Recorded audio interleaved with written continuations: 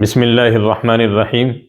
محترم ناظرین، آج میں آپ حضرات کے سامنے ایسے با کمال، بابرکت، فضیلت والے کلمات لے کر حاضر ہوں جن کی پڑھنے کی فضیلت بخاری شریف میں موجود ہے، جن کی پڑھنے کی فضیلت ترمذی شریف میں موجود ہے، سنن ابو داؤد شریف میں موجود ہے، نسائی شریف میں موجود ہے۔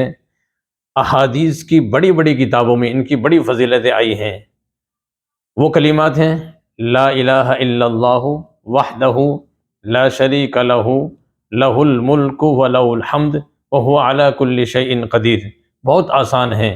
احادیث میں آیا جو شخص ان کلمات کو فجر کی نماز کے بعد 10 مرتبہ پڑھتا ہے، حضرت اسماعیل علیہ السلام کی اولاد میں سے ایک غلام آزاد کرنے کا ثواب اس شخص کو ملتا ہے۔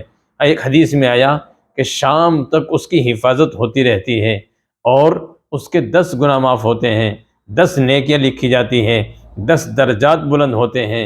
اور اس دن، جس دن ان کلمات کو پڑھے گا، ہر ناگوار، ناپسندیدہ چیز سے، ناپسندیدہ واقعات سے، ناپسندیدہ حادثات سے اس کی حفاظت رہے گی۔ تو آئیے یہ مبارک کلمات ہم سب اپنی زندگی کے اندر، اپنے معمولات کے اندر شامل کیجیے اور فضیلت حاصل کیجیے۔